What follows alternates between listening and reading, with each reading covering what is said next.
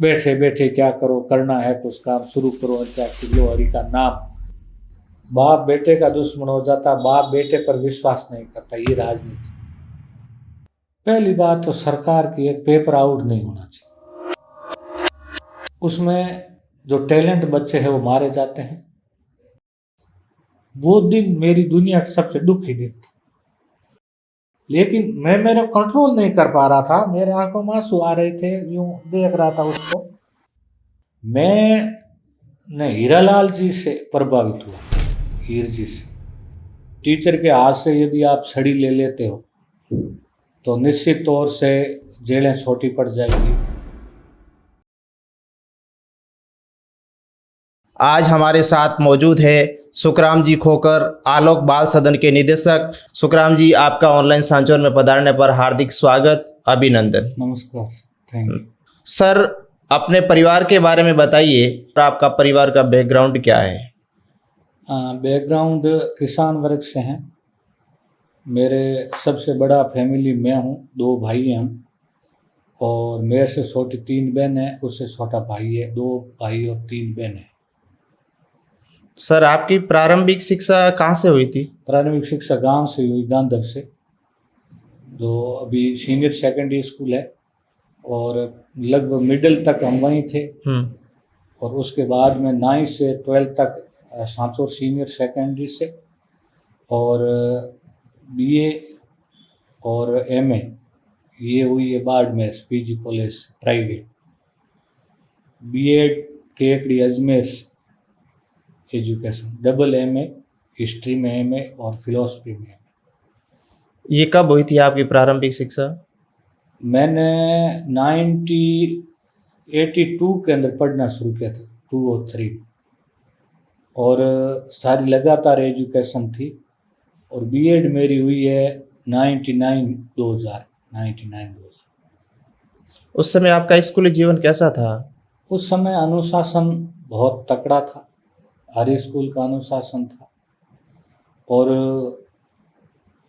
आज के और उस समय के एजुकेशन में भी बहुत फ़र्क, काफ़ी टाइम हो गया उसका, मेरी एज भी लगभग 40 से ऊपर है। तो उस समय और आज के एजुकेशन में रात दिन का अंतर है। उस समय अभी टीचर के हाथ से यदि आप छड़ी ले लेते हो तो निश्चित तौर से जेलें छोटी पड़ जाएगी, और वो कथन अभी लागू हो रहा है। आज आप जो एक वर्ड में यदि मैं कहना चाहूँ, उस समय जो टीचर और शिक्षक कहता था वो सही बात होती थी, आज बच्चा जो कहता वो सही बात होती है, टीचर कहता वो बात अभिभावक नहीं मानते। रही मेरे एजुकेशन की बात, तो हम बहुत पुअर कंडीशन में थे, बहुत गरीब, जिसका निम्न स्तर से आप कहो। और यदि उन दिनों को तो याद करते हैं, तो जहाँ मिडिल तक 8वीं तक गांधों में पढ़ाई एजुकेशन हुआ था, उसके बाद जब सांचौर में आए तो 9th 10th और 11th और 12th 11th तक नेकर में यहाँ स्कूल में जाते थे। पैंट सिलाने के लिए पैसे नहीं थे। रियल बात यदि जीवन के बारे में बताए, वो दिन यदि याद करते हैं तो बहुत दर्द भरे दिन है। मैं उन दिनों को याद करना नहीं चाहता। वहाँ मेरे एजुकेशन के अंदर मेरे पिताजी ने बहुत सहयोग किया। मेरी सिस्टर घर पे काम करती थी। मैं वहाँ से, मेरे पिताजी साइकिल पर ईंधन डाल करके मेरे को गांधव से बस में डालते थे, और यहाँ बस स्टेशन पर बस से उतरने के बाद सिर पे उठा करके, हम वो पुराना पावर हाउस के पास में रहते, वहाँ जो ईंधन होती लकड़ियों की, वो सिर पे उठा करके 2-3 जगह डाल करके वहाँ जा करके और ईंधनों पर रोटी करते थे। रियल में यदि सच ये आप लाइव चल रहा है और ये प्रमाणित है कि हमने कभी 12th तक कभी घी नहीं देखा और गेहूं की रोटी नहीं खाई।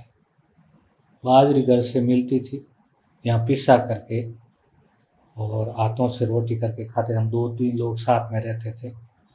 बहुत दर्द भरा जीवन था, बहुत दर्द भरा था, बहुत कष्टदायक था, लेकिन एक ही टारगेट था कि पढ़ना है। क्योंकि पिताजी बहुत गरीब थे, दूध बेचते थे उस समय साइकिल पर, और दूध बेच करके और खर्चा देते थे। 1 रुपये किराया लगता वहाँ से, हमारा हाफ टिकट लगता गांधर से सांचौर का, 1 रुपये किराया था, और 5 से 10 रुपये देते थे, कभी 5 रुपये कभी 10 रुपये। 2 रुपये किराए के बचा के रख दे, 3 रुपये या सप्ताह भर 10 दिन के लिए चल जाते थे। ये कंडीशन थी। इसके बाद चले गए बाड़मेर। तो बाड़मेर जाने के बाद घर से कभी पैसे नहीं ले, प्राइवेट स्कूल ज्वाइन की वहाँ, नूतन विद्या मंदिर का, वो मेरे गुरु थे। और स्कूल खोलना के लिए पीछे उनका बहुत बड़ा योगदान रहा है और परिस्थितियाँ रही है। तो वहाँ जब हीरालाल जी खत्री करके राय कोलानी बाड़मेर में स्कूल थी, वो मैंने स्कूल ज्वाइन की।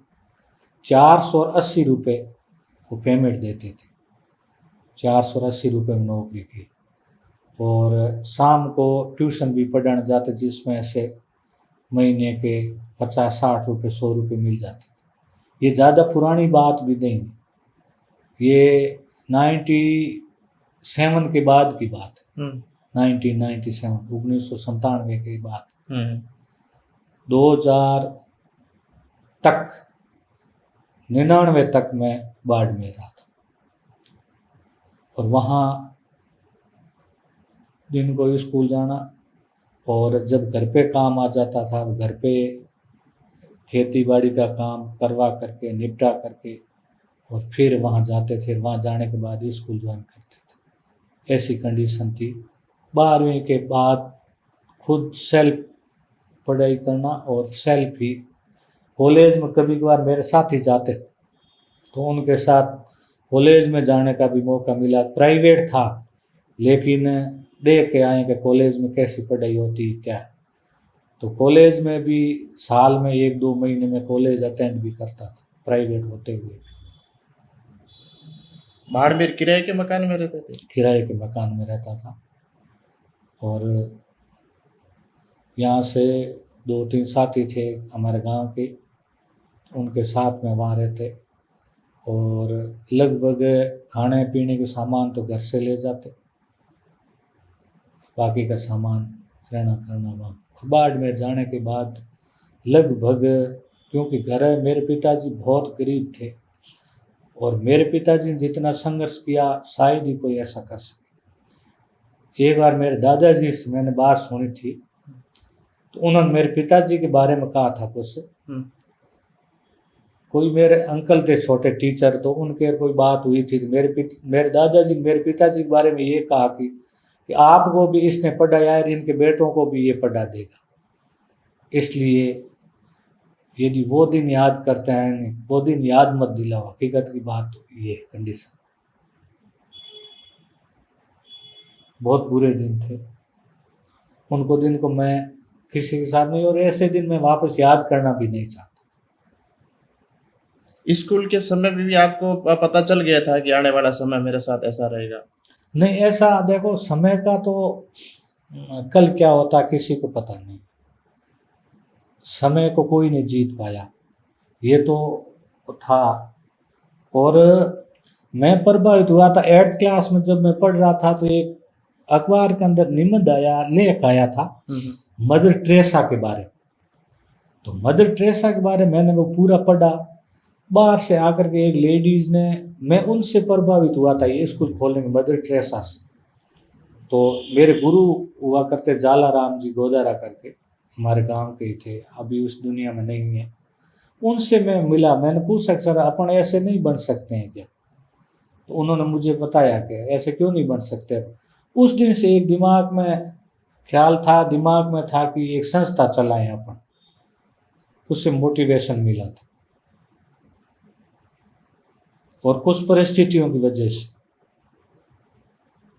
पहले फिर हमने भी जब तैयारी की थी वहाँ बाड़मेर, हम 5-6 साथी साथ में थे। तो जैसे तैयारी हम करते थे तो यूं पूरा घर बंद कर देते रूम, कागज से कहीं से कोई सूर्य के प्रकाश न आ जाए। सुबह 5 बजे जल्दी उठ के 11 बजे तक वहाँ पढ़ते, तो यूँ लगना नहीं चाहिए कि दिन उग गया। तो फिर बीएड का जब टेस्ट देने गए तो हम 4 साथी साथ में गए, तो पेपर करने का जो तरीका हमारा था उस तरीके के जैसे हिंदी पहले कर लिया, मेंटल एबिलिटी बाद में किया। तो उससे मेंटल एबिलिटी को 15 मिनट दिए, 45 नंबर आए, हिंदी को घंटा दिया, नंबर आए 40। तो पेपर करने हम चारों साथी रह गए थे। दूसरे साल मैंने वहाँ से आकर के, और परिवार की परिस्थिति ऐसी थी तैयारी करने के लिए रह नहीं सकते थे, और दादाजी ने एक बार कहा कि इसको मुंबई भेज दो, लेकिन पिताजी ने कहा कि छोटी मोटी गवर्नमेंट नौकरी मिल जाए तो अच्छी बात रहेगी। तो इसलिए मैंने आकर के 1998 में शादी भी हो गई, सारी जिम्मेवारी आ गई। फिर बाकी कोई अनुभव था नहीं, ये स्कूल जो प्राइवेट पढ़ा है वही अनुभव था, और एक संस्था खोलने का दिमाग में शुरू से ही था थोड़ा। फिर ये यहाँ स्कूल खोली, और स्कूल खोलने के बाद में संघर्ष जारी रहा। मदर टेरेसा की जीवनी पढ़ने से मतलब ये सोचा कि सांचौर में ही स्कूल खोलने का विचार है? नहीं, सांचौर का तो दिमाग में नहीं था कभी, सांचौर में खोलेंगे ऐसा नहीं था। सांचौर में खोलने का तो जो बाड़मेर में पढ़ा, और बाड़मेर में जिस स्कूल मैंने काम किया वो बड़ा गरीब आदमी था। वो दोनों भाइयों के साथ में स्कूल थी, 20-22 साल उसने उस स्कूल में साथ में काम किया। 20 साल के बाद बड़े भाई ने, वो छोटा भाई था, उसको कहा तू तेरा अलग नहीं कर, तो उसने स्कूल शुरू की थी, और मैं साथ में रहा उसके टीचर बन के। तो जब मैं 4 साल वहाँ काम किया था, 4 साल के बाद में जब मैं सांचौर आ रहा था, मैंने उनका भाई अब गांव जाना पड़ेगा, एजुकेशन पूरा हो गया, बीएड में नंबर आया। तब मेरे वहाँ जो अभिभावक और बच्चे थे वो इतने भावुक हो गए, इतने कहा, उन्होंने कहा यहाँ बाड़मेर में स्कूल खोल दो। लेकिन यदि बाड़मेर में मैं स्कूल खोलता तो बेचारा वो गरीब जो मेरे गुरु थे उनके साथ में धोखा होता, इसलिए मैंने सांचौर चुना, उनसे बहुत दूर। यहाँ चुनने के बाद में मेरे पढ़े हुए बाड़मेर के बच्चे मेरे पास आए यहाँ टीचर रहने के लिए, आज भी वो याद करते। सांचौर इसलिए वहाँ से आया दूर, ताकि वो डिस्टर्ब नहीं हो मेरे से। बाकी सांचौर का खोले, सांचौर में ये कभी नहीं था। तो फिर ये मतलब जैसे आप तैयारी कर रहे थे, तो तैयारी करने मतलब आपको ये विश्वास नहीं हुआ कि मैं भी एक गवर्नमेंट सर्वेंट बनूंगा? गवर्नमेंट सर्वेंट विश्वास था। मैंने दूसरे साल मैंने फॉर्म ही नहीं भरा, मेरे साथियों ने फॉर्म भरा, और बिना तैयारी के हमने जा कर के दिया। उस समय पीटीईटी में नंबर आ जाना मतलब नौकरी लग जाना, क्योंकि राजस्थान में 5000 सीटें थी, और वो भी आरक्षण के लिए डिस्ट्रिक्ट वाइज अलग अलग सीटें थी। जालौर के लिए जनरल में थे उस समय, तो लगभग 14-15 सीटें आती थी। इसलिए दूसरे साल हमने चारों ने दिया, चारों का सिलेक्शन हो गया था।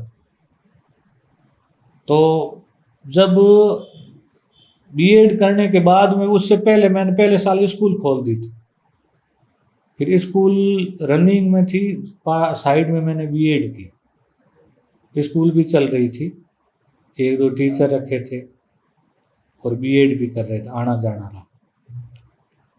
स्कूल खोलने में किसका ज़्यादा सपोर्ट रहा आपका? देखो, स्कूल की बहुत बड़ी कहानी है कि मैं यहाँ आया स्कूल खोलने के लिए, तो मेरे पास मात्र किराया था, तो घर से 10 रुपये मेरे पिताजी दिए, वो मैं लेके आया था, और 1 रुपये पास में नहीं था, तो इधर उधर घूमा। तब मैं जब पढ़ रहा था तब उसी मोहल्ले में रहा था, तो वहीं घूमा तो एक ये दिखा बाड़ा, बहुत यूँ पुअर कंडीशन में था, चारों तरफ झाड़ियाँ थी। मैंने कहा ये ठीक है, और मोहल्ला भी पुअर था, ताकि अपने पास इतने जो स्कूलें खोलते हैं कि बिल्डिंगा बड़ा करके रे खोली, ऐसा कंडीशन नहीं थी। जब मैं स्कूल खोलने के लिए आया तो एक रसीद बुक छपानी थी और एक पैम्पलेट। तो पैम्पलेट छपाना जरूरी नहीं था, इतनी रसीद बुक थी, कोई आए फीस जमा करे रसीद बुक। तो उस रसीद बुक छपाने के मेरे पास पैसे नहीं थे। तो घर पे गया तो पारिवारिक मामला है, सहयोग भी मांगा जो मेरे अंकल टीचर थे, लेकिन उनसे सहयोग नहीं मिला। तो मेरे पिताजी ने वो कानों के गोगरू निकाल के दिए कि वो कहीं रख करके पैसे ले जाना। फिर यहाँ सांचौर में लाया, रखे, और 1000 रुपये मैंने लिए थे। 1000 रुपये ले करके और वो रसीदों के दिए, रसीदों के दे करके। और सबसे पहला मेरे पास बोर्ड नहीं था जब स्कूल खोली, तो यूँ टूटा फूटा खंडर था, और न एक वो जो बोर्ड आता है बीएड करने जो ले जाते थे हम, प्लास्टिक का रोलर बोर्ड जिसको कहते, वो लाया, वो लटकाया। बैठने के लिए कुर्सी नहीं थी, तो घर से एक खाट और एक डिब्बा लेकर के आया था। वो खाट मैंने रखा और खाट पर 3 दिन यहाँ बैठा रहा। 3 दिन में कोई एडमिशन आया नहीं। छोटे बच्चे आ रहे थे, आकर के देख करके भाग जाते। चारों तरफ बम्बूल था, बम्बूल के बीच में से एक छोटी सी गली आती थी, और पीछे एक खंडर मकान था जिसमें बारिश आती तो पानी अंदर आता। अंदर फर्श वर्श कुछ नहीं था, पानी छिड़क करके झाड़ू निकालना पड़ता। न लाइट थी अंदर, न पानी था। तो 3 दिन बैठा रहा, कोई आया नहीं। तो फिर 2-4 लड़के आए, आकर के देख के जाते कि यहाँ कोई स्कूल खुली, स्कूल खुली। यूँ मैंने आज साइड में प्रचार किया था। तो फिर वो लड़का मैंने बुलाया, तो 2-3 लड़के बैठे, तो शुरू किया, पढ़ाया। एक दिन, दूसरे दिन और पढ़ाया। तो तीसरे दिन सबसे पहला जगदीश ओखाराम जी करके कड़िया काम करते हैं, वहाँ पड़ोस में रहते, उनका बच्चे का एडमिशन हुआ। दूसरा एक मुश्ताक जी ठेकेदार, उनकी बच्ची का एडमिशन हुआ। पहले बच्चे का एडमिशन हुआ तब मेरे को 125 रुपये दिए थे। 45 रुपये मैंने फीस रखी थी, 2 महीने की फीस और एडमिशन फीस करके 120 रुपये मेरे को उन्होंने दिए थे। 120 रुपये में मैं एक लोहे की कुर्सी लाया। आज भी मैंने उसको सुरक्षित रखा हुआ, जो फोल्डिंग होती है वो पहले आती है, अभी वो कुर्सी देखी नहीं, वो अभी भी मैंने वहाँ सुरक्षित रखी हुई है। और दूसरे बच्चे का जब फीस आया तो बाजार से एक बड़ी सी प्लाई लाया। एक मेरे साथ में लड़का था मेरे बुआ का, उसको पकड़ाया, दोनों हम पकड़ के वो लाया। फिर एक कलर का डब्बा ला करके और उसको करके, और यहाँ जो सपोर्ट में मेरे पड़ोस में काला राम जी सुथार थे, उन्होंने मेरा बहुत सपोर्ट किया। कुछ लोग और थे मोहल्ले के स्कूल को आगे बढ़ाने में, पुरुषोत्तम वकील है और भगाराम जी पुरोहित है, खुशहाल जी पुरोहित है। इन्होंने एक गरीब बच्चे को, मतलब माँ बाप ने मेरे को जन्म दिया, लेकिन मेरे को स्टैंड करने में, खड़ा करने में उनका जितना योगदान है, उनको मैं कभी नहीं, ज़िंदगी में कभी नहीं भुला सकता। मेरे जीवन में एक जब बीएड में मेरे नंबर आया तो फीस भरने के लिए पैसे नहीं थे, तो मेरे पिताजी के मामे की लड़की है, बुआ है, रामद्वारा के अंदर जो धीमजी पवार टीचर है, उनके घर दी हुई, उन्होंने मेरी मदद की थी, उन्होंने मेरी फीस भरी थी। इन लोगों को मैं मेरी ज़िंदगी में कभी नहीं भूल सकता। इन्होंने खूब मदद की थी। उनकी मदद से ही मैं यहाँ सांचौर में स्थापित हो सका, और मेरी उस बुआ की मदद से ही मैं बीएड कर पाया, नहीं बीएड नहीं कर पाता। 11,000 फीस थी। मुझे अच्छी तरीके से याद है कि उन्होंने 11,000 रुपये मेरे को दिए थे, और मैंने जाकर के केकड़ी अजमेर फीस भरी थी। जिस समय आपने सांचौर में प्राइवेट स्कूल खोली, उस समय सांचौर में प्राइवेट स्कूल की क्या स्थिति थी? वहाँ एक 3 स्कूलें और चल रही थी जो ट्रस्ट की थी, वो पैसे वालों को बड़ियों की स्कूल थी। एक तो महावीर, एक आदर्श। बहुत वो, जब मैं स्कूल खोली तो गुलाब चंद कटारिया शिक्षा मंत्री थे, और महावीर जो बाहर स्कूल उसका उद्घाटन हुआ था, उस समय उनके 7 लाख रुपए आए थे डोनेशन। उनके सामने हम कुछ नहीं थे, लेकिन उस समय ये 2-3 स्कूल ये थी, एक कृष्णा थी और चौथी स्कूल अपनी थी। मैंने एक से शुरू की, और जब स्कूल पढ़ाए मैंने बच्चों को, मेरे पास में जो आदर्श स्कूल थी, वहाँ से जो बच्चे मेरे पास पढ़ रहे थे, वो बच्चे घर वाले उनसे होशियार हो गए। तो 2001, मुझे वो तारीख अच्छी तरीके से याद है, 10 जुलाई 2001 को मेरे पास में 110 एडमिशन हुए थे एक ही दिन में। सारी स्कूलों से लगभग 70 बच्चे आदर्श स्कूल में से आए थे। उस दिन के बाद में मैंने पीछे मुड़ के नहीं देखा। उस दिन के बाद में रनिंग। स्कूल खोलना सबसे पहली प्राथमिकता थी कि गरीब बस्ती को चुनना? गरीब बस्ती, संसाधन नहीं थे, बिना संसाधन के हाई फाई बच्चे आते नहीं, इसलिए ऐसा मोहल्ला चुने जहाँ मेरे स्तर के हो, इसलिए वो चुनना जरूरी था, तब वो चुना। स्कूल खोली तो आपका किसी ने विरोध नहीं किया कि भाई ये सुनसान जगह है और यहाँ आप अतिक्रमण कर रहे हो? नहीं, सुनसान जगह थी, किराए पे था, किराए पे लिया हुआ था मकान।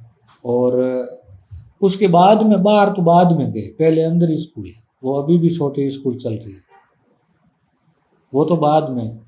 राजनीतिक सहयोग भी मिला अलॉटमेंट में।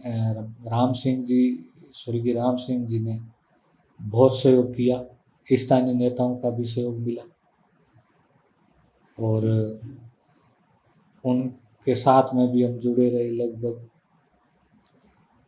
तो वो तो बाद में सुनसान जगह, तो 2004 में बात, 4-5 की बात।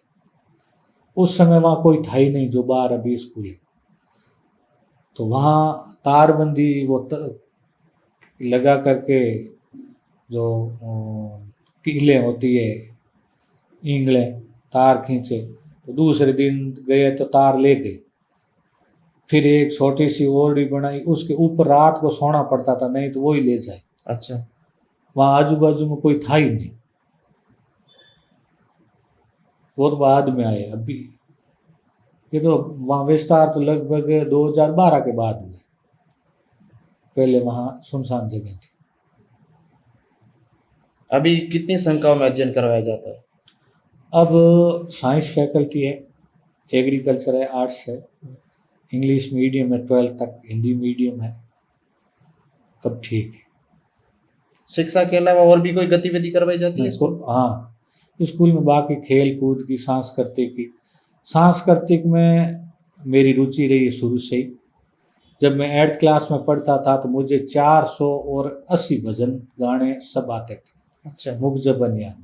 जब स्कूल के अंदर अंत्याक्षरी बाल सभा होती, जो अंत्याक्षरी हिंदी में होता, एक सामने मैं, पूरी स्कूल मिडिल सामने होती थी, तो भी मुझ कभी हारना सीखा नहीं इतनी।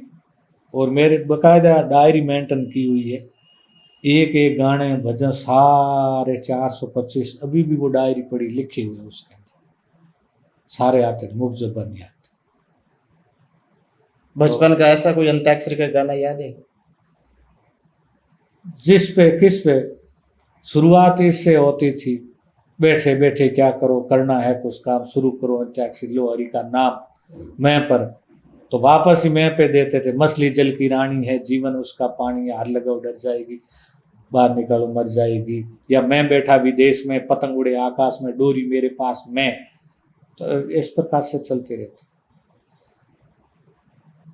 एजुकेशन के साथ में कभी राजनीति में आने का ऐसा कोई विचार आया आपके मन में कि भाई शिक्षा के साथ साथ में राजनीति भी करनी चाहिए हमको? अब देखो कि दिया बुझाती 16 भड़काती है, दिए को बुझाने 16 भड़काती है, आंधी भी कहती है हमें भी जीना आती है, यार इस राजनीति की बात मत करो, वहां तो सांप अपने ही बच्चों को खा जाती है। ये बुद्धसेन शर्मा का एक शेर था।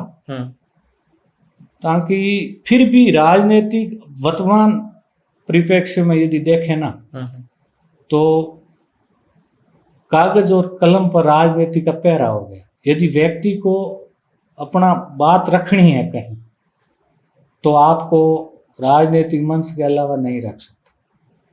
पत्रकारिता देखो, जब एक शब्द है कि पेन और कागज पे राजनीतिक पहरा है, तो समझ लो एक राजनीतिक मंच ऐसा है जहां आप विचार अपने खुल करके रख सकते हो।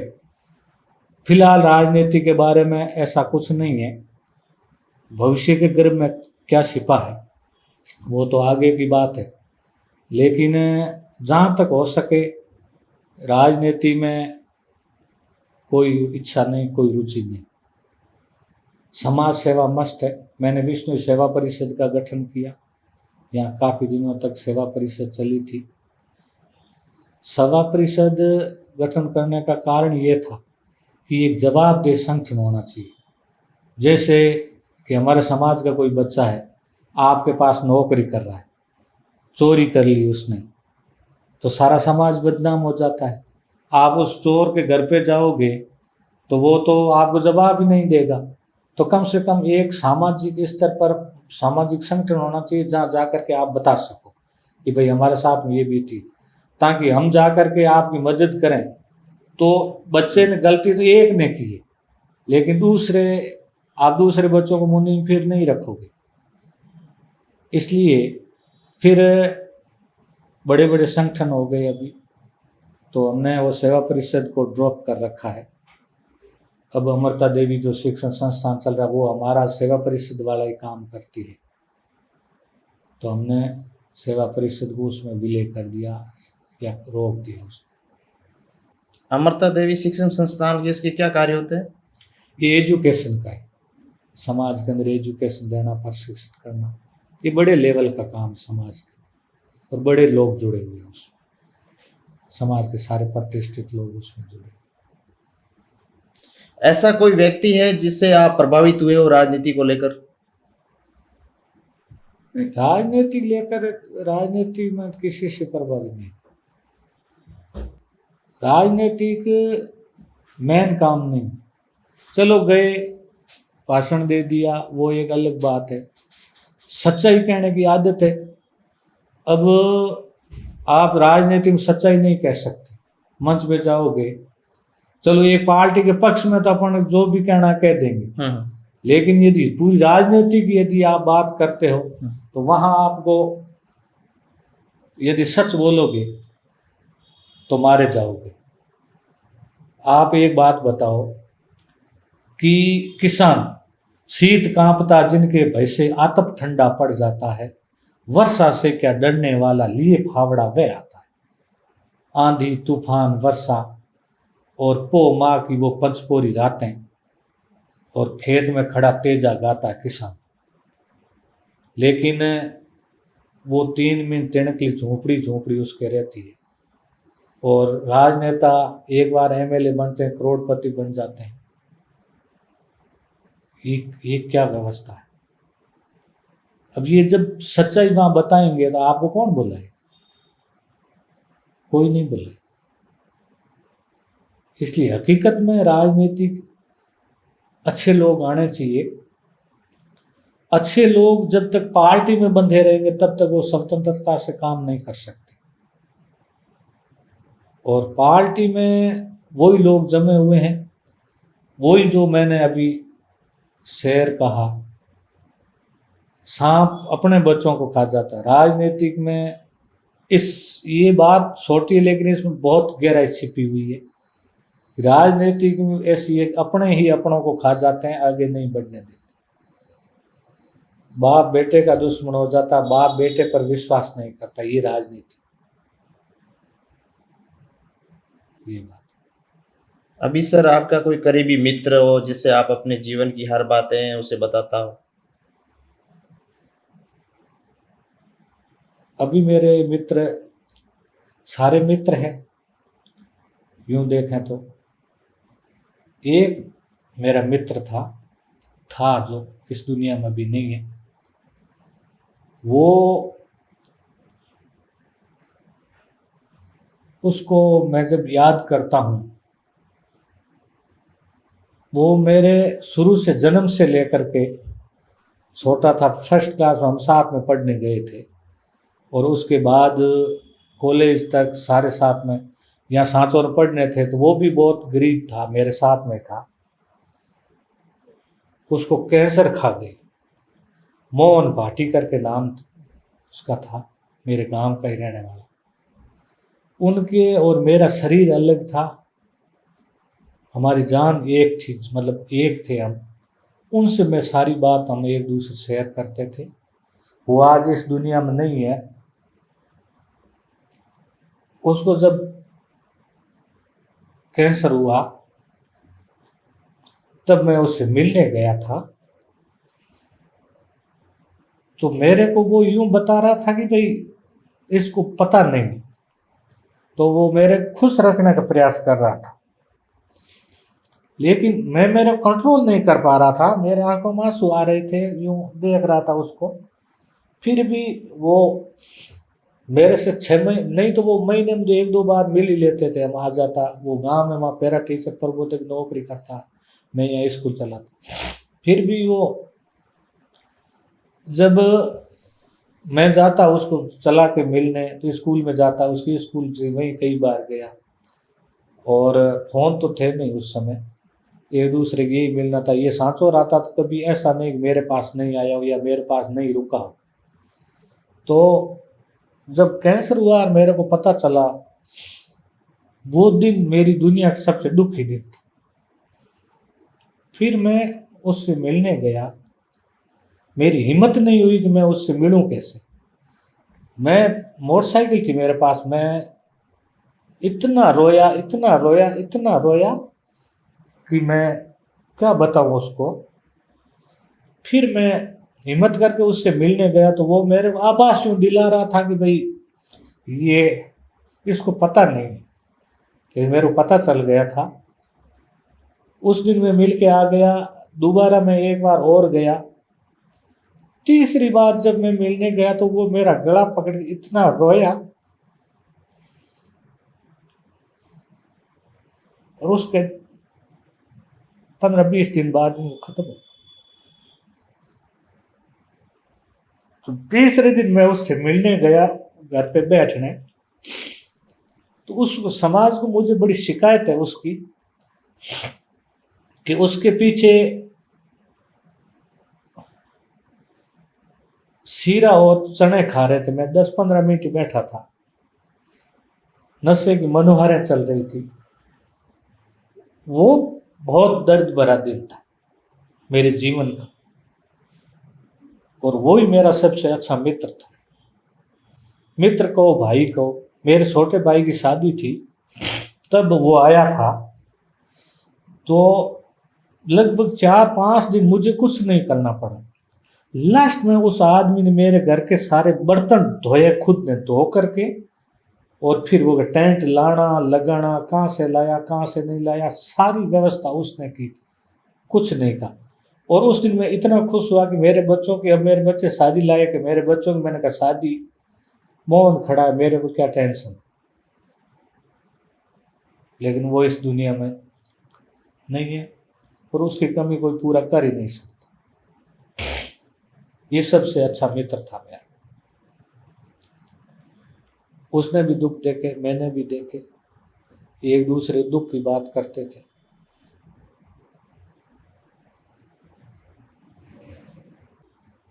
ये नहीं होना चाहिए।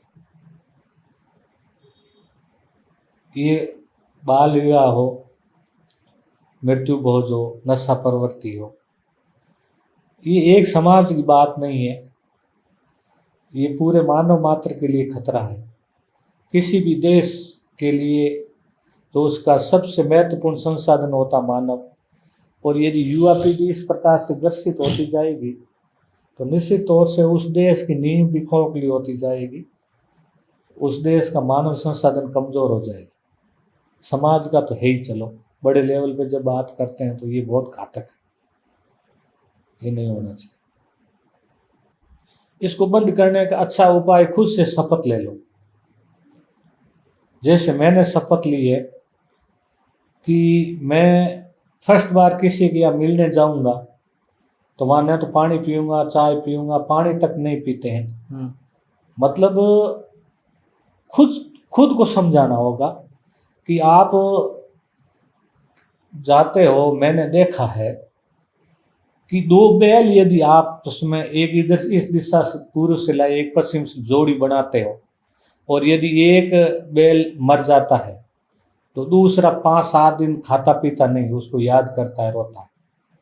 ये अपन तो मानव है, इस सृष्टि के सबसे सुंदर प्राणी है, बुद्धिमानी प्राणी। एक घर में डेथ होती है, घर से इंसान जाता है और नशा करते हो आप, घी, वो तो उसका बेटा है, घर के मेंबर है, ओढ़ करके रोने में लगे हुए होते हैं, और आप एक तरफ घी शक्कर कैसे खा लेते हैं लोग, उसको ग्लानि होती नहीं, उनको कुछ दर्द होता ही नहीं।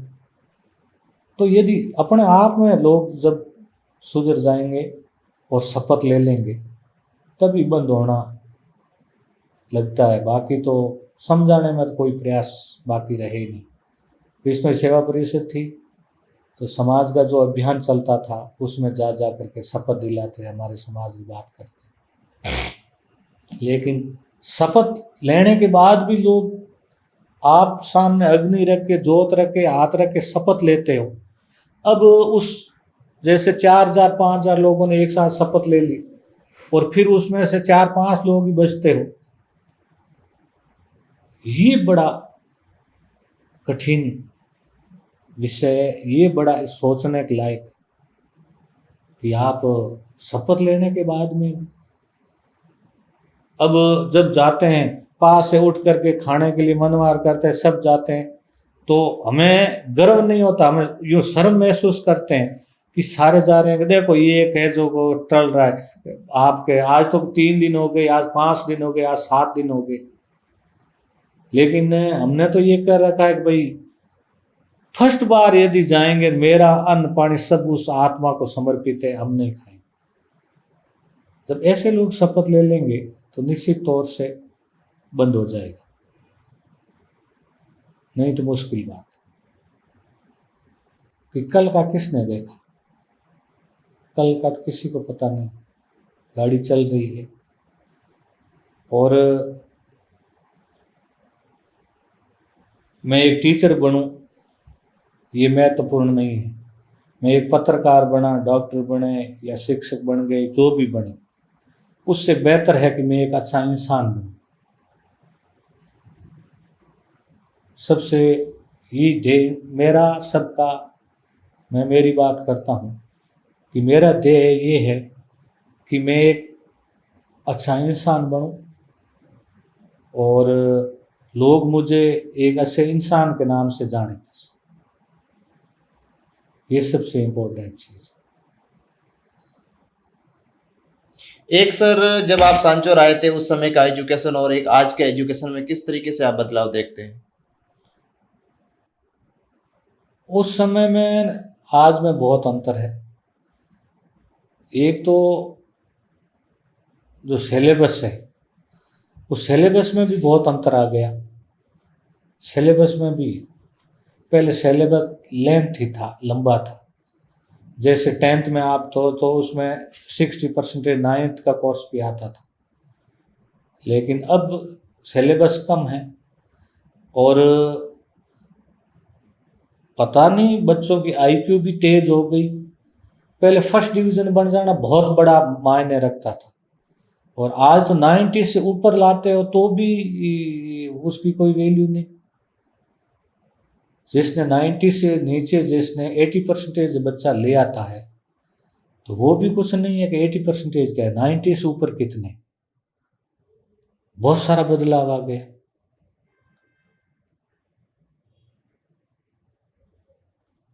बहुत ज़्यादा बदलाव। आज के समय जो कॉम्पिटिटिव एग्ज़ाम की जो तैयारी कर रहे हैं, उनके लिए आपका क्या संदेश है? किस तरीके से पढ़ना चाहिए? पहली बात तो सरकार की एक पेपर आउट नहीं होना चाहिए, उसमें जो टैलेंट बच्चे हैं वो मारे जाते हैं। और 1 साल इंतजार करो, 2 साल इंतजार करो, 5 साल इंतजार करो, आप अपने सिद्धांत पर चलोगे कितने टाइम तक चलोगे? जब पेपर आउट नहीं होंगे तभी अच्छी क्रीम पढ़ करके आगे आएगी। पेपर जब आउट होते ही रहेंगे, होते रहते हैं, ये परीक्षा प्रणाली के अंदर बदलाव आना चाहिए। जो परीक्षा सरकार इस पे ज़्यादा विचार करे और जो एजुकेटेड जो लोग हैं उनकी कमेटी बन करके इनको रोकने का जो तरीका है, यदि उसमें सुधार हो जाए तो निश्चित तौर से आप जो क्रीम में आएगी और जो कंपटीशन हकीकत में होगा। आज तो यदि आप सिलेक्शन होगा, मेहनत करके भी सिलेक्शन होगा तो भी एक ही बन गया कि पेपर लिया है इसने, ज़्यादा नंबर आ जाते हैं तो पेपर लिया है इसने। तो ये जो ट्रेंड चल रहा है अभी, ये रोकना बहुत जरूरी है, इस पर प्रयास होना चाहिए। आपके विचार से किस प्रकार से इस पर पूर्ण पाबंदी लग सकती है पेपर लीक पर? इस पर परीक्षा प्रणाली के अंदर ज़्यादातर ऑब्जेक्ट टाइप जब प्रश्न आते हैं तो उसमें आपके ये संभावना ज़्यादा रहती है। उसको यदि लिखित परीक्षा करवा दो आप, बोर्ड में 10th 12th के नंबर, मेरे निजी विचार है, उनके परसेंटेजों के हिसाब से वो परीक्षा वैसे हार्डली होती है, उसके कुछ परसेंटेज रखें और बाकी लिखित परीक्षा हो तो ये संभावना इतनी नहीं रहती। यदि जो मार्किंग जो देगा, कितनी भी आप नकल करवा दो, नकल वाला बच्चा 90 बना ही नहीं सकता, किताब दे दो उसको। यदि इस ऑब्जेक्ट टाइप को रोक करके और आप लिखित परीक्षा करवा दो, अपना आप टैलेंट आगे आ जाए। मेरे हिसाब से ये, बाकी तो जैसा बहुत बड़े शिक्षाविद उनके विचार लेने चाहिए किस प्रकार से इसमें सुधार हो सके। अभी सांचौर जिले को लेकर आपकी क्या विचार है? जिला रहना चाहिए, हर हाल में रहना चाहिए और संघर्ष भी करेंगे जिले के लिए। जिला बहुत बड़ी चीज़ है और जिला मिलना भी हमारा सौभाग्य है। और जिन नेताओं ने प्रयास किया, आदरणीय मंत्री जी ने, उनको धन्यवाद भी ऑनलाइन से आपसे देना चाहेंगे कि ये बहुत बड़ी चीज़ है। अमूमन लोग ने कुछ भी सोचे, लेकिन एक जिला आना बहुत बड़ा ऐतिहासिक सांचौर के लिए है। और जिला, हर सांचौर जिले के वासियों के लिए ध्येय होना चाहिए कि जिला रहना ही चाहिए और आबाद रहना चाहिए। उसके लिए संघर्ष जहाँ तक लगभग वो बातें चल रही, लेकिन जिला जाएगा भी नहीं और जाना भी नहीं चाहिए। अभी सर आपका रूटीन क्या है? रूटीन सर, मैं फिलॉसफी का स्टूडेंट हूँ। मैं किसी चीज़ को जैसे देखता हूँ कि ये तो ये क्यों हो रहा है, क्या हो रहा है, यदि आपने कोई शब्द मेरे को कह दिया तो उसको मैं बाद में विचार करता रहूँगा कि इन्होंने मेरे ऐसा क्यों कहा, इसके पीछे क्या रीज़न हो सकता है। मैं हीरालाल जी से प्रभावित हुआ, हीर जी से। हीर जी के जब चुनाव में हम छोटे थे, पढ़ते यहाँ तो जाते थे वहाँ, कभी हीर जी के साथ में गाड़ी में उनको नींद आ जाती थी तो साथ में जाते थे। तो ज़्यादा हीर जी को नींद आती, हम यूँ पकड़ते थे पीछे से, बच्चे थे, कभी 2 जने थे पीछे साथ बैठे थे, कभी मैं पकड़ता कभी वो पकड़। तो चाहे वो 3 बजे आके सोते थे तो भी वो 5 बजे उठ जाते। उस दिन के बाद में मैंने उनसे सीखा कि मैं 5 बजे उठ जाता। चाहे रात को कहीं जागरण से आप आओगे और 2 बजे सो जाओ तो भी आप 5 बजे मैं उठ जाता हूँ। उठने के बाद में पौधे वगैरह पिलाना, दैनिक कार्य, स्नान करके स्कूल जाना, जो रूटीन कार्य होता है हर किसी का कोई काम। किताबें पढ़ने का भी शौक है? टीचर होकर के किताबों पढ़ने का शौक नहीं है, जरूरी है। जिस टीचर के बैग में बुक नहीं है, जिस टीचर के थैले में किताब नहीं मिलती, वो टीचर अपूर्ण है। 700 समथिंग स्कूल में लाइब्रेरी है और हर किताब पढ़ते हैं। आजकल तो ये मोबाइल आ गया, इस पे आप ढूंढने पर अच्छे अच्छे विचार भी आते हैं। आप किताब पढ़ो, किताब नहीं तो इसके अंदर बहुत अच्छे लोग, इतने तकड़े विचार है, तो उनको आप यदि सुनते हो ना, काम करते करते भी आप उनको सुन सकते हो और वो बहुत प्रेरणादायक है। ये जो साधु संत है, जैन मुनियों के संत है, इनके इतने तकड़े विचार है, आप सुनो उनको, जीवन के बारे में बहुत शानदार मिलते हैं। ऐसी कोई बुक्स है जो आप सजेस्ट करना चाहेंगे? बुक्स तो देखो कि किस संबंध में, दार्शनिक, धार्मिक ग्रंथ या इतिहास के बारे में? एक स्टूडेंट के लिए?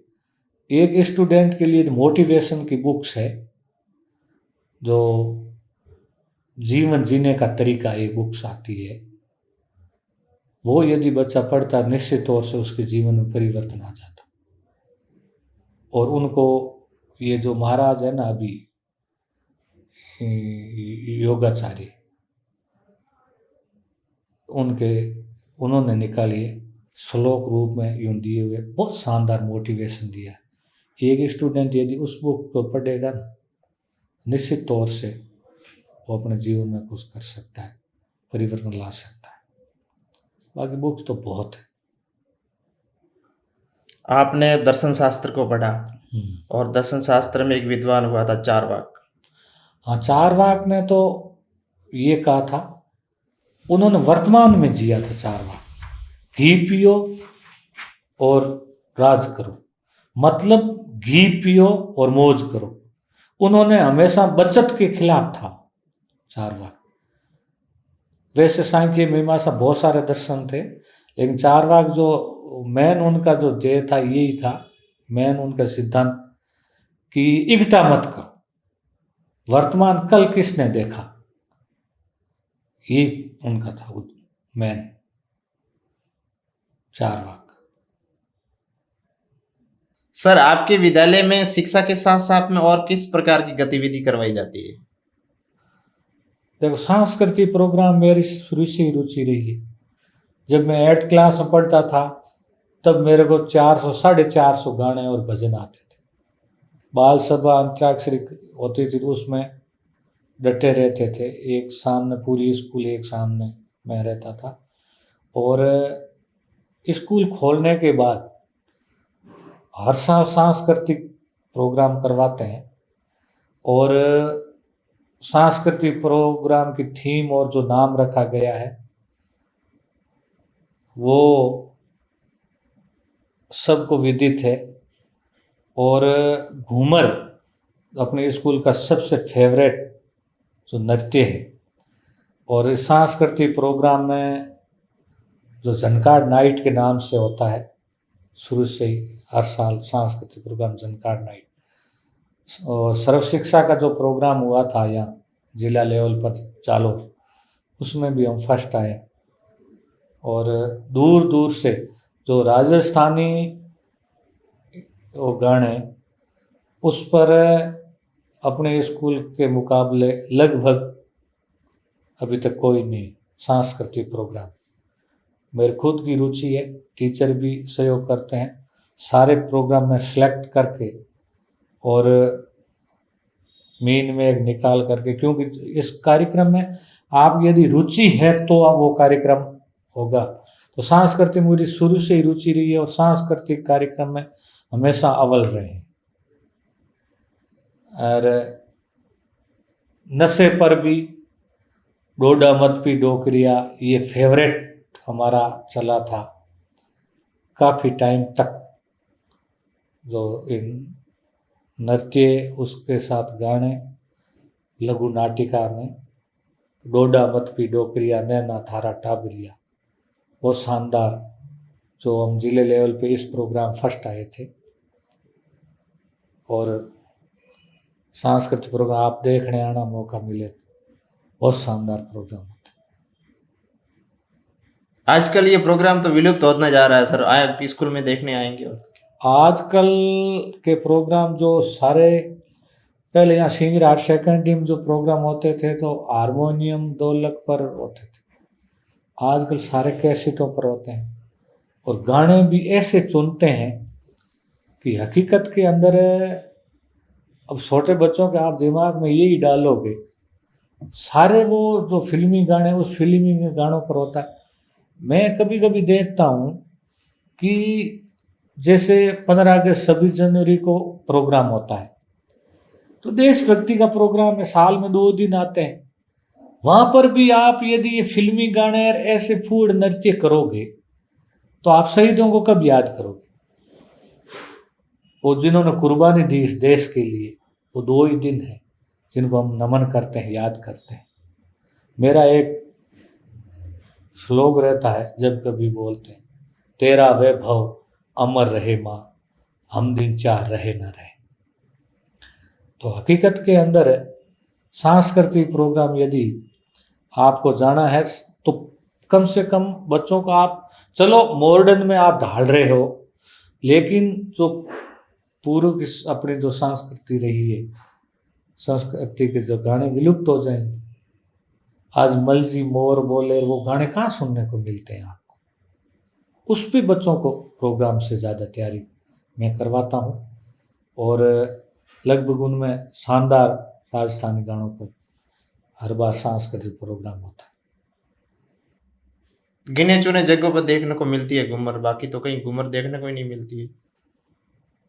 घूमर में, घूमर यूं कहने में घूमर है, लेकिन हकीकत में घूमर पर जो नृत्य करना होता है ना वो बहुत कठिन है। घूमर पर आप जो नृत्य करोगे इतना शांत शालीन नृत्य होता है, घूमर पर आप फटाफट नृत्य नहीं कर सकते। घूमर में लगना चाहिए कि वो ही घूमर जो बज रही है वो ही घूमर है, वह हर किसी के बस में नहीं, कर भी नहीं सकते। नई जनरेशन उसमें नहीं कर सकती। जो बच्चे सीखे हुए हैं और वो आगे से आगे सिखाते हैं, इनके लिए कम से कम आपको हर साल तैयारी करवानी पड़ती है एक आध पीरियड में, तब वो रहता रूटीन में, नहीं तो नहीं रह सकता। चिरमी है, घूमर है, जीरो जीवरो बेरी है, ये बहुत कम सुनने को मिलेगा। जैसे पर्यावरण संरक्षण को लेकर या फिर प्राकृतिक आपदा को लेकर आपके विद्यालय का किस प्रकार से सहयोग रहता है? प्राकृतिक आपदा जैसे ये रही है तो उसमें लगभग बच्चे तो छुट्टियाँ हो जाती तो छुट्टी पे रहते हैं, जितना हो सकता है कि कलेक्शन करो और दो। पिछली बार जब बाढ़ आई थी, नर्मदा कॉलोनी के लोग जो स्कूल में रहे थे तो उनके लिए बच्चों ने खूब सहयोग किया, जितना बनता था रहने करने में, उनके खाने पीने में जितना बनता है वो करना भी चाहिए। मानव का धर्म बनता है, जब कोई विपदा आती है तो उसमें हर किसी ने किया, बाहर से भी लोग आते थे उन्होंने भी किया। ये सर आपका 1999 में राजस्थान एसआई में सिलेक्शन होता है, फिर नहीं जाने का क्या रहस्य था? सर 99 में मैंने 2 एग्ज़ाम दिए थे, एक पीटीईटी का दिया था, पहला रिजल्ट इसका आया था। तो पीटीईटी में बीएड में मेरा सिलेक्शन हो गया, फीसें भर दी, ट्रेनिंग शुरू हो गई, 2-1 महीने की ट्रेनिंग हुई। उसके बाद एसआई का रिजल्ट आया और आप ताजुब करोगे, मेरे पास अभी भी मार्कशीट है। जीके के अंदर मेरे 200 में से 192 नंबर आए थे जीके, और इंटरव्यू का लेटर घर पे आया था। तो मैं आया मेरे पास, वो जो लैंडलाइन फ़ोन था, फ़ोन किया कि एक इंटरव्यू का आपके पास लेटर आया है। अजमेर इंटरव्यू था। तो मैंने कहा तारीख बता दो। तो मैं तारीख की फिर डिस्कशन किया दोस्तों के साथ में मिल करके। तो मैं उस एसआई में चलो इंटरव्यू दिया भी नहीं, और दे देता तो भी जो उस समय की परिस्थिति थी, सिलेक्शन हो भी सकता था, लेकिन मैंने इंटरव्यू दिया ही नहीं था उस समय, क्योंकि मुझे टीचर लाइन में जाना था। ललिता मेहता करके एक दर्शन शास्त्र पढ़ा थी बाड़मेर कॉलेज के अंदर। मेरा सपना था कि मैं लेक्चरर बनूं, बहुत शानदार इंस्टीट्यूट, एक संस्था चलाऊं और गवर्नमेंट में बनूं तो एक लेक्चरर बनूं, और सामने कम से कम 200-300 बच्चे बैठे और फिर मैं पढ़ाऊं, और पढ़ाने का आनंद ही कुछ और था। शुरू से ये सपना लेकर के चला। और पुलिस बेल्ट में नौकरी करना भी, चलो रुतबा उसमें बहुत ज़्यादा होता ही है, लेकिन मैंने ये टीचर लाइन चुनी, वो इतना पसंद नहीं था, किसी कारण इंटरव्यू में भी नहीं गया। विद्यालय खोलने के बाद में कभी विचार आया कि मुझे भी एक सरकारी टीचर बनना चाहिए, या फिर आपने ऐसा प्रयास मैं किया? सरकारी था, पैरा टीचर था, पैरा टीचर के संगठन में भी रहा और प्रबोधक भी बना, और सरकारी नौकरी के लिए प्रयास भी की, और लेकिन ज्वाइन करना नहीं किया, नहीं प्रबोधक हुआ, ज्वाइन नहीं किया। कोई फिर- वजह? मतलब स्कूल, जब मैं कुछ दिन के लिए स्कूल गया था गवर्नमेंट, वापस आता तब स्कूल मुझे यूं कहती कि जैसे रो रही है, यूं अंदर जाने से महसूस होता कि जो चीज़ हम जहाँ रख करके जाते वो नहीं। फिर मैंने डिस्कशन किया, मानाराम जी डॉक्टर साहब मेरे क्लासमेट और हूँ पार्टनर, तो हमने डिस्कशन किया और मेरे विचार आया कि मानाराम जी गवर्नमेंट डॉक्टर छोड़ करके बंसाली हॉस्पिटल ज्वाइन करते हैं, नौकरी करते हैं, नौकरी के लिए ज्वाइन करके। मेरे तो खुद का बिजनेस है। हमने डिस्कशन भी किया मान जी ने बैठकर, आप इस क्षेत्र में बहुत आगे बढ़ोगे, उसमें 3rd ग्रेड या 2nd ग्रेड लेक्चर होगा तो आप उसी में एक जो क्राइटेरिया होगा उस तक सीमित रहोगे। तो ये तो खुला फील्ड है, जितना चाहो आप आगे बढ़ सकते हो। तो उस दिन के बाद मैं स्कूल में गया और छोड़ दिया। अभी सर सांचौर के प्राइवेट स्कूलों के साथ में आपका कैसा संबंध है? अच्छा संबंध है। प्राइवेट स्कूल एसोसिएशन का जालौर का जिला अध्यक्ष रहा हुआ हूँ मैं, और हमारा निजी संगठन है, सारे भाईचारे से ही रहते हैं, ऐसा कुछ नहीं है, सब अपने अपने भाग्य का खाते हैं। हम यदि इस उद्देश्य को लेकर के चलते हैं ना कि किस मोड़ पर अपनी आखिरी मुलाकात होगी, जो व्यक्ति मौत को हमेशा याद रखता है वो व्यक्ति गलत काम नहीं करता। किस मोड़ पर अपनी आखिरी मुलाकात है, किस मोड़ पर कौन सी बात अपनी आखिरी बात होगी।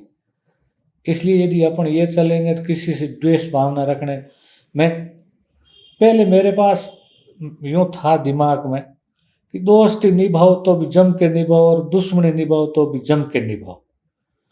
लेकिन जब एक जैन मुनि है, उनका नाम मैं भूल गया, उसके विचार में सुनता हूँ, उसके बाद में उन्होंने एक शब्द कहा था कि आप रात को सोए हो, सुबह उठोगे कि नहीं उठो कल के भरोसे, क्यों किसी से आप संबंध बिगाड़ते हो।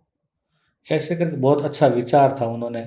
और उन्होंने एक बात बताई कि जीवन सिर्फ 3 पेज की डायरी है, जन्म और मृत्यु और बीच का पेज जीवन है। जन्म कुदरत के हाथ है, वो पेज पहला पेज पूरा भरा हुआ है और भर कर के भेज दे।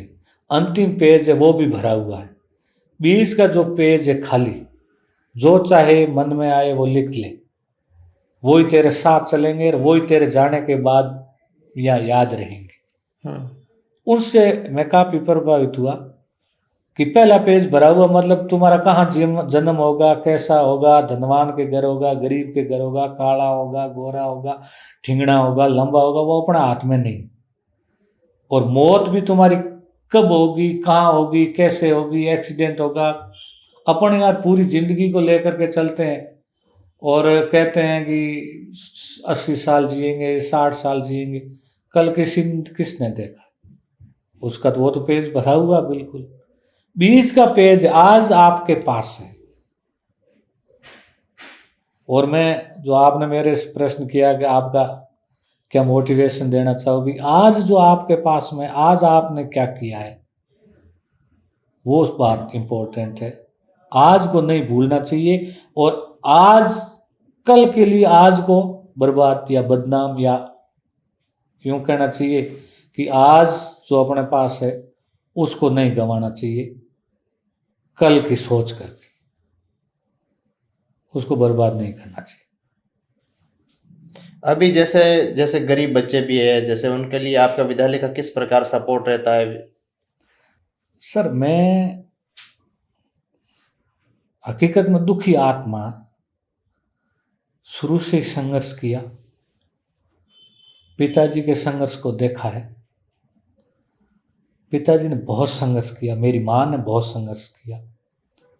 जब मैं छोटा था तो आप मेरे पूरे दादा परिवार मतलब बहुत गरीब परिवार था। मैं लगभग 8वीं क्लास तक पढ़ता, तब मेरे मम्मी के कपड़े सारे ननिहाल से आते थे, वहाँ जाते वहाँ से।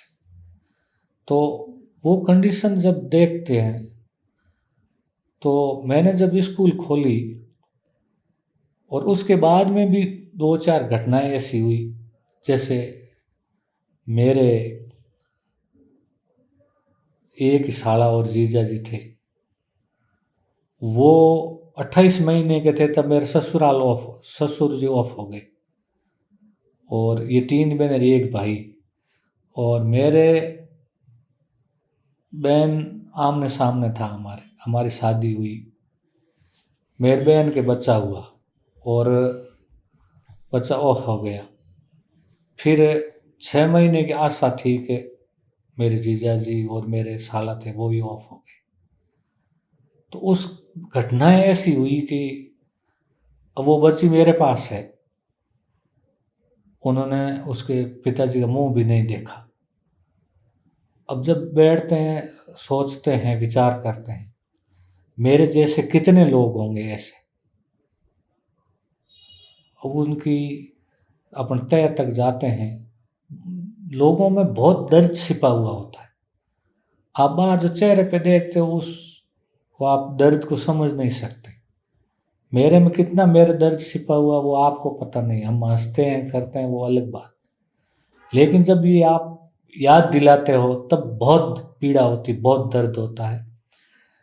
वो बच्ची के लिए कितना संघर्ष किया है, उसका घर, उसके मेरे सिस्टर, और वो बच्ची जब यहाँ अभी वो MA कर रही है और BEd किया है उसने, तो उसके सामने जब देखते हैं तो स्कूल के अंदर मैंने एक निर्णय लिया कि जिनके माँ बाप नहीं उससे 1 पैसा भी नहीं लेना,